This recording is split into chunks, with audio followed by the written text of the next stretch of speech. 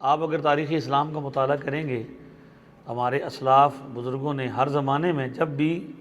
اسلام پر کسی طور پر بھی حملہ ہوا، انہوں نے اس حوالے سے وقت کے تقاضوں کے مطابق دفاع بھی کیا۔ ایسے ہی وقت کے تقاضوں کے مطابق، جیسے اب بغداد کا زمانہ، خلافت بغداد کا، اس وقت منطق اور یہ لاجک جس کو انگریزی زبان میں کہتے ہیں، اس کا عروج تھا، ایسے ہی اور یہ یونانی فن تھا، اسلامی فن تو نہیں تھا پہلے۔ ایسے ہی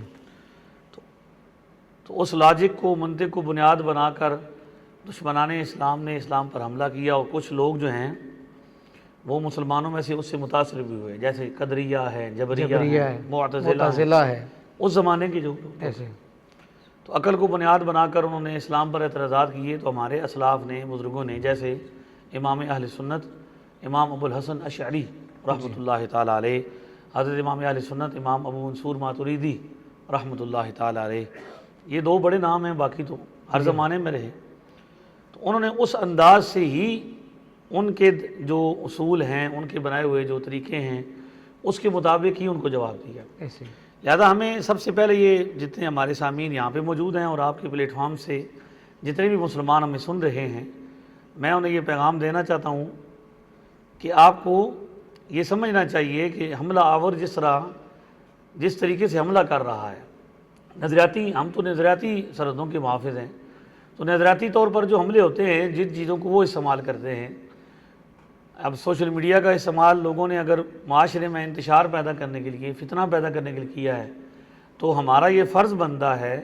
کہ ہم سوشل میڈیا کو امن کے لیے، سکون کے لیے، معاشرے میں انتشار ختم کرنے کے لیے، علم کو عام کرنے کے لیے استعمال کریں۔ تو آپ کا یہ بہت بڑا کام ہے۔ میں آپ کو خراج تحسین پیش کرتا ہوں آپ کی ٹیم کو کہ آپ نے جدید انداز سے، ویسے تو ادارے ماشاءاللہ بڑے ہیں، بڑے لوگ کام کر رہے ہیں، اللہ تعالیٰ سب کو اپنی نیتوں کے مطابق اجر عظیم عطا فرمائے، سب کو کامیابیاں بھی دے۔ لیکن آپ کا یہ اسٹوڈیو اس علاقے میں خاص طور پر اور عمومی طور پر پورے عالم اسلام کے لیے نفع بخش ہے کہ آپ اس انداز سے، اب یہ اگر یہاں اسٹوڈیو میں یہاں چند افراد بیٹھے ہیں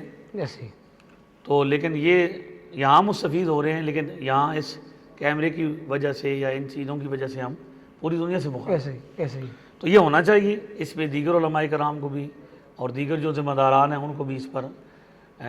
دیکھنا چاہیے کہ ہم اگر سب چیزوں کو علمی بنا لیں اور جدید ذرائع کا استعمال کر کے عالم اسلام کے نظریات کا دفاع کریں تو یہ بہت بڑا کام ہے۔ اللہ آپ کو اجر عظیم عطا فرمائے۔ بہت شکریہ حضرت۔